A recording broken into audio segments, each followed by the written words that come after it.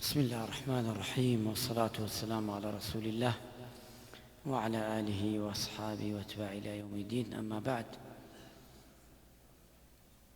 معلومی جنابتان آخر الشوى لمانگی رمضانی پیرۆز خوای گەورە تاعات و عیبادەت لە هەموومان قبوڵ بکە، واتە ئەم شەو ئاخر شەوە و سبەینێ ئاخری ئێوارەیە.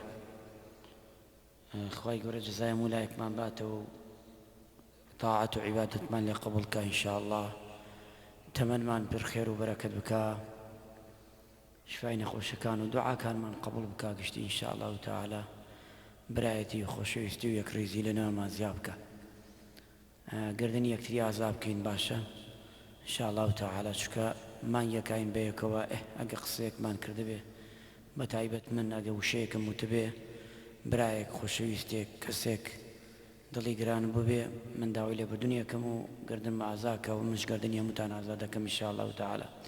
خوا جەزای هەموو برایەک باتەوە کە خزمەتی کردووە لە هەموو ماڵێک لە ماڵەکانی خوا کە مانگی پیرۆزی لە مانگی ڕەمەزانی پیرۆزە، بە تایبەتی ئەو برا عەزیزانە ئەو خۆشەویستانە کە لەم مانگەدا بیلاو بوون ماندوو بوون، خوای گەورە جەزایان باتەوە، دوعای خێرمان هەیە بۆوانش ئینشاءالله تعالی. ئەم شەومانش ماوە ئینشاءالله، ئەم شەوش عیبادەت لە حوزوری ئەڵڵا گیان ناکەین، بەڵام گرنگە ئینسان لە دوای ڕەمەزان ئاگاتان لێ بێ، ڕەمەزان بەتاڵ نەکەینەوە.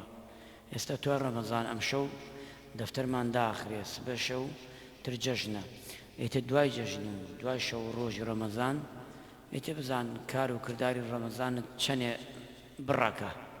ئایا تا ڕەمەزانەکەی تر شەحنت وەرگردێتەوە؟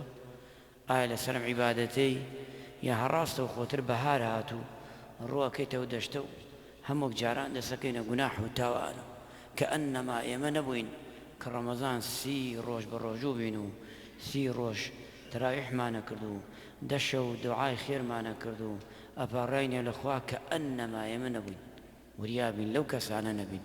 خوای گەورە سەباتمان پێبەخشێ، بەردەوایمان پێبەخشێ، فەرمانبانێژەکانمان بکە.